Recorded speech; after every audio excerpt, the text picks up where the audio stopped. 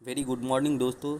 आप देख रहे हैं करंट अफेयर्स फैक्ट्री। और चलिए आज डिस्कशन करते हैं कुछ इम्पॉर्टेंट करंट अफेयर्स, क्योंकि आज क्या है, हमारा एक नया दिन है 21 सितंबर। तो चलिए आज का जो पहला न्यूज़ है वो है आपको कि RBI takes central bank of India out of prompt corrective action frame group. तो हम लोग यहाँ पे देखेंगे कि एक्चुअली में ये जो प्रॉम्प्ट एक्टिव, ठीक है, प्रॉम्प्ट करेक्शन जो एक्शन फ्रेमवर्क है, ठीक है, पीसीए फ्रेमवर्क, वो एक्चुअली क्या होता है।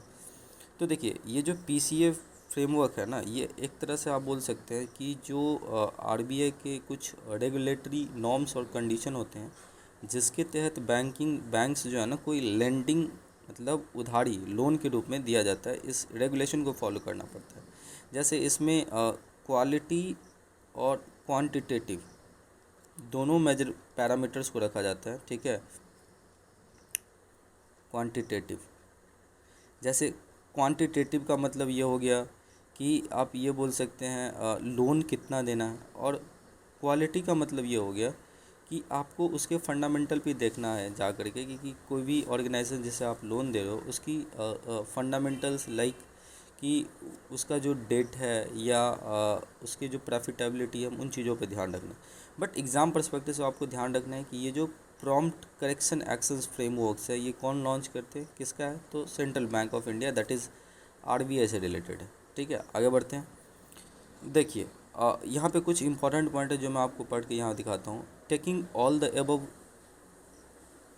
conditions into consideration, it has been decided that Central bank of India मतलब RBI is Central bank of India जो बैंक है आपको is taken out of the PCA restriction subjected to certain condition and continuous monitoring. Obviously RBI तो monitor करती हैं सारे banks को, क्योंकि उसमें डिफरेंट डिफरेंट पैरामीटर्स होते हैं जिसको ख्याल रखना पड़ता है, ताकि बैंक्स जो है ना कुछ अनएथिकल काम ना करे। जैसे आपको पता होगा कि हमारे देश के दो बड़े स्कैम्स जिसे आप बोल सकते हैं, एक तो पंजाब नेशनल बैंक से जुड़ा हुआ और हाल ही में क्या था आपको यस बैंक से जुड़ा हुआ था। ठीक है, तो इन चीज़ों को ध्यान में रख करके आरबीआई अपना रेगुलेशन करता है, जिसमें से एक क्या आपका पीसीए। जैसे मैंने आपको बताया कि इट इज़ नॉट यहाँ पे आप देख रहे होंगे, यहाँ पे it is not only the quantitative parameters but it is also the qualitative parameters which we examines before taking any decisions, because when जब एक बैंक इस पीसीए से बाहर लाया जाता है it should be a sustainable basis, मतलब वो अच्छे तरीके से फंक्शन करनी चाहिए। ओके, तो देखिए आगे चलते हैं। देखिए यहाँ पे कुछ और इम्पॉर्टेंट पॉइंट है जो मैं आप लोगों के लिए रखा हूँ। ये जो प्रॉम्प्ट करेक्शन एक्शंस जो आरबीआई का है, ये फ्रेमवर्क जो है ना it was introduced in December 2002 as a structured early intervention mechanism along the line of federal deposit insurance corporation. ठीक है, तो ये जो है ना एक तरह से कॉन्ग्रुएंस था किसका, तो जो आपका फेडरल डिपॉजिट इंश्योरेंस कॉरपोरेशन है उसके पीसीए फ्रेमवर्क के हिसाब से। ठीक है, और इसको रिवाइज्ड भी किया गया था under the NDA government, that is in 2017 अप्रैल। ठीक है, आगे बढ़ते हैं। सेकंड न्यूज़ है हमारा आज का कि जो यूपीआई है, आपको पता होना चाहिए कि यूपीआई जो एक वर्चुअल पेमेंट मोड है, ठीक है, जिसमें आपको एक आईडी मिलती है। तो अभी तक डेबिट कार्ड और बैंक अकाउंट में ही ट्रांसफ़र हुआ करता था, लेकिन अच्छी बात यह है कि अब जो है ना आपको क्रेडिट कार्ड से भी जो है क्रेडिट कार्ड को भी लिंक कर दिया गया है, किससे, यूपीआई से। रीज़न क्या है कि यूपीआई दिनों दिन फेमस ही हो रही। आप देख रहे हैं कि जो ऑनलाइन ट्रांजैक्शन है उसकी वॉल्यूम बहुत ज़्यादा बढ़ रही है and people are also liking. तो अभी हाल ही में जो है ना 3 बैंक्स, मैं आपको आगे नाम भी बताऊंगा, इन्होंने अलाउ कर दिया कि भाई हमारी मतलब यूपीआई जो है ना इन 3 बैंक्स के क्रेडिट कार्ड को जोड़ा जाएगा। ठीक है, first to use RuPay credit card on UPI. तो वो 3 बैंक हैं। अभी तक क्या था, डेबिट कार्ड से हो रहा था और बैंक अकाउंट से लिंक किया जाता था। ठीक है, चलिए देखते वो 3 बैंक क्या हैं। तो यहाँ पे देख रहे हैं न्यूज़ में जो हमारे ऑनरेबल आरबीआई के जो गवर्नर है वो बोल रहे हैं कि जो credit launch the RuPay credit card on UPI network, ठीक है, unified payment interface, a move that experts believe the potential to expand the market for credit by almost 5 times. मतलब अभी तक जितना भी एक तरह से क्रेडिट की पोटेंशियलिटी है, ठीक है, लोग बैंक्स जो लोन बांट रहे हैं, चाहे वो इंस्टेंट हो लोन, जो आजकल फिनटेक कंपनीज जो भी फाइनेंशियल टेक कंपनीज हैं वो, मतलब जैसे पेटीएम हो गया, तो ये लोग बांटते हैं। लेकिन जैसे ही यूपीआई की जितनी पॉपुलैरिटी और ग्रो हो गया, तो लग रहा है कि अगर आप यूपीआई में क्रेडिट कार्ड को अटैच कर दोगे तो जो मार्केट का ब्रॉडनेस है वो भी बढ़ जाएगा और लोगों की जो कंजम्पशन है वो थोड़ी ठीक ठाक अच्छी खासी हो जाएगी, मतलब ठीक है। तो ऑब्वियसली ऑटोमेटिकली इकोनॉमी बढ़ जाएगा। मैं आपको एक और इन्फॉर्मेशन यहाँ पे बता दूँ कि अभी तक जो है ना यूपीआई पे लगभग 300 एक 38 बैंक्स जो है लाइव हैं अभी, ठीक है, एज पर जुलाई 2022।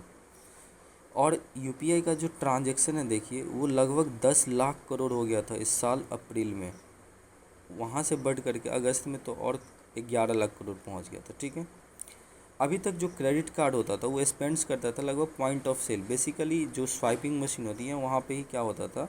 और इसकी ट्रांजैक्शन देखिए इतना ज़्यादा बड़ा कंट्री में कितना है, लगभग 30 करोड़, मतलब लगभग आप बोल सकते हैं 4 और to 5 बिलियन के आसपास ट्रांजैक्शन होता था। और ये मोस्टली जो है ना आप बोल सकते थे ई कॉमर्स प्लेटफॉर्म पे होता था, ठीक है। तो जो आरबीआई वो समझ रहे हैं कि an increase in volume and the value of digital transaction क्या करेगा, अच्छे तरीके से इकोनॉमी को ये सपोर्ट करेगा, ठीक है। It indicates that consumers are increasing becoming familiar with different modes of, और कहीं ना कहीं डाइवर्सिटी भी आएगा पेमेंट में, तो ये सारी चीज़ें यहाँ पे फ़ायदा होने वाली। कुछ और जानकारी ले लेते हैं यूपीआई के बारे में। देखिए यूपीआई जो है ना आपको पता है कि ये जो पहले जो ऑफलाइन में क्या चलता था, N advanced version of immediate payment service IMPS चलता था।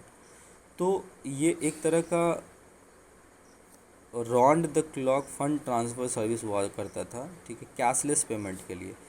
बट उससे भी ज़्यादा फास्टली ये हो गया, आपको with in a 5 to 10 second आराम से चला जाता था, ठीक है। UPI is a system that powers multiple bank accounts into a single mobile applications of any particular bank. खास करके अब तो आपको पता है ग्लोबल भी बन चुका है, ठीक है। यूके में भी यूपीआई अब जो है लॉन्च हो गया है, यूएई ऑलरेडी हो चुका है, ठीक है। जो भूटान है, नेपाल है, यहाँ आराम से यूपीआई अब सारी चल रही है, ठीक है। UPI is currently the biggest among the national payment corporation of India operative system including national automated clearing house. मतलब जितने भी आपको पेमेंट्स के सर्विसेज है ना, चाहे वो इमीडिएट पेमेंट सर्विस हो आईएमपीएस, आधार इनेबल्ड पेमेंट सर्विस हो, या भारत बिल पेमेंट सर्विस हो, जितने भी एनपीसीआई जो national payment corporation of India है उसकी जितनी भी सर्विसेज है उसमें सबसे बड़ी क्या है अभी यूपीआई, ठीक है। The top UPI app includes, जैसे मैंने आपको पहले बताया, जो जितने भी फिनटेक कंपनीज है जैसे फ़ोनपे हो गया, पेटीएम, गूगल पे, अमेजन, ये सारे, और इंडियाज़ भीम, भारत इंटरफेस मनी, ठीक है। As part of agreement India UPI will linked to Singapore PayNow, Singapore में हो चुका है। और एनपीसीआई जो है ना वो यूपीआई को लॉन्च कब किया था, 21 बैंक्स के साथ 2016 में लॉन्च हुई थी। आगे हम लोग चलिए थोड़ा national payment corporation of India के बारे में जान लेते हैं। ये एक तरह से आप बोल सकते हो अम्ब्रेला ऑर्गेनाइजेशन है जिनका काम क्या है कि हमारी कंट्री में जितनी भी ऑनलाइन पेमेंट्स होती है, रिटेल पेमेंट्स, उसको सेटलमेंट्स करना, और जो ट्रांजेक्शन में जो जितनी भी प्रॉब्लम्स होती है उसको क्लैरिफाई और जो वेरीफाई करना, ठीक है। ये इनिशिएटिव है एनपीसीआई जो है ना, an initiative of reserve bank of India and Indian bank association, जिसके अंदर बहुत सारे जो टॉप बैंक्स है जैसे एचडीएफसी हो गया, आपको आईसीआईसीआई हो गया, स्टेट बैंक हो गया, ठीक है। तो इन सब बैंक्स का एक समूह था जिन्होंने क्या किया था, एक तरह से national payment corporation of India को बनाया था, ठीक है। इट इज़ नॉन फॉर, देखिए यहाँ पे लिखा हुआ है, it is not for profit companies, ठीक है, मतलब ये प्रॉफिट के लिए नहीं काम करता है। इनका मेन काम क्या है कि पेमेंट, जो ऑनलाइन पेमेंट है ना उसको स्मूथ करना, ठीक है, ऑनलाइन पेमेंट को। तो ये एक नॉट फॉर प्रॉफिट कंपनी है, और ये सेक्शन 25 ऑफ कंपनीज 1956, जो अभी सेक्शन 8 ऑफ कंपनीज एक्ट 2013 के इक्विवेलेंट, तो आप याद रखिएगा, ठीक है। आगे चलते हैं। एक न्यूज़ है कि अभी हाल ही में एक स्टडी लॉन्च, उन्होंने बोला है कि यंग कोल्ड ब्लडेड एनिमल्स, ठीक है, most vulnerable to climate change, ये फाइंड्स हुआ है, ठीक है। अच्छा, एक टर्म है यहाँ पे याद रखिएगा कि ये जो लिखा हुआ ना एक्टोथर्म्स, एक्टोथर्म्स एक्चुअली इसी को हम क्या बोलते हैं, कोल्ड ब्लडेड जो है ना स्पेसीज, या आप बोल सकते हैं एनिमल्स बोलते हैं, ठीक है।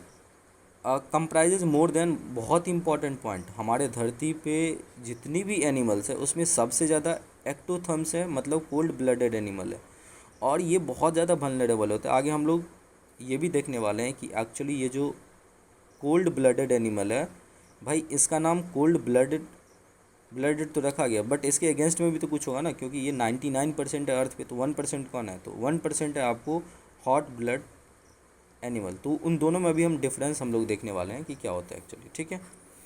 देखिए स्टडी में ये बताया गया है कि जो कोल्ड ब्लडेड एनिमल है वो 99% तो धरती पे, जैसे इसमें फिश है, रेप्टाइल्स है, एम्फीबियंस एंड इंसेक्ट्स है। The body temperature of these animals reflects outside temperature, so they can get dangerously hot during heat waves. अभी इसको डिफरेंस को देखते हैं। देखिए यहाँ पे डिफरेंस क्या है। तो अगर आप ब्रॉडली अगर जब आप कैटेगराइज करोगे एनिमल्स को, तो एक कोल्ड ब्लड टेम्परेचर एनिमल्स होता है और दूसरा वार्म ब्लड। कोल्ड ब्लड को जो है ना, जैसे मैंने बोला एक्टोथर्म्स बोलते हैं, और ये जो मेंटेन नहीं कर सकता अपने कांस्टेंट टेम्परेचर को, ये एडेप्टेबिलिटी इनमें जो है ना वो एक तरह से बहुत कम होती है, जबकि अपने बॉडी टेम्परेचर को वार्म ब्लड जो है वो बहुत अच्छे तरीके से अडाप्ट कर सकती है। रिसर्चर ने ये बोला कि क्लाइमेट चेंज इम्पैक्ट करे। देखिए आप लोगों को पता है कि हीट वेव एक्सट्रीमली टेम्परेचर बढ़ जाता है within a span of 24 hour in a day. We see that there is a spike, there is a various wideness between the two temperature ranges within 24 hour. तो वो चीज़ें शायद cold blooded animals नहीं maintain कर पाएंगी, ठीक है। ये जो एनर्जी है वो कहाँ से करते हैं, ऑब्वियसली सराउंडिंग इन्वायरमेंट से इनको हीट मिलेगा और फिर उनकी मेटाबॉलिज्म जो है आपको चलेगी। जबकि स्पेशली अगर आप वार्म ब्लडेड में देखो ना, तो हम लोग मैमल्स यूजुअली कौन होते हैं, मैमल्स होते हैं, ह्यूमंस, ठीक है। वो क्योंकि हम लोग खाना खाते हैं और फिर वहाँ जो भी हमारी बेसिकली बोल सकते हो रेस्पिरेशन प्रोसेस होता है, उससे हम लोग क्या करते हैं, अपनी एनर्जी को ड्राइव करते हैं, ठीक है। नेक्स्ट और डिफरेंस है कि अगर आप बॉडी टेम्परेचर की बात करो तो ये वेरीजेज होता है with the temperature of surrounding, जबकि जो मैमल्स हैं हम लोग वो 35 डिग्री टू 45 डिग्री 40 डिग्री के बीच होता है, ठीक है। रेट ऑफ मेटाबॉलिज्म की बात करोगे, मतलब किस तरह से हम लोग अपनी एक्टिविटी करते हैं, तो जो कोल्ड ब्लडेड है changes with the change in environment obviously बहुत ज़्यादा वल्नरेबल होता है, ठीक है। मतलब एक तरह से फ्लक्चुएशन बहुत ज़्यादा होता है, जबकि कोल्ड जो आपका हॉट ब्लडेड है उसमें इतना ज़्यादा इम्पैक्ट नहीं देखने को मिलता, ठीक है। अगर आप सर्वाइवेबिलिटी की बात करोगे, they cannot sustain in extreme temperature. जिस जिस जिस पार्टिकुलर स्टडी की यहाँ पे जिक्र किया गया है वो मेन इसी कंटेंशियस पॉइंट के लिए कि इनका जो बॉडी है ना वो एक्सट्रीम चेंजेस को नहीं बता सकता, ठीक। जबकि जो आपका हॉट ब्लडेड है वो कांस्टेंट बॉडी टेम्परेचर को मेंटेन करते हैं। एग्जांपल है जैसे रेप्टाइल्स, इंसेक्ट्स, फिश, एम्फीबियंस, ये आपके कोल्ड ब्लडेड के एग्जांपल्स है। बर्ड्स एंड मैमल्स जो है ये आपके हॉट ब्लडेड के हैं। तो उम्मीद करते हैं आपको ये सेशन अच्छा लगा होगा, और अगर अच्छा लगा है तो प्लीज़ शेयर कीजिए दोस्तों के साथ, और हमारे चैनल को सब्सक्राइब कीजिए ताकि हमें कुछ सपोर्ट मिल सके। Thank you so much for watching this video. Thank you so much.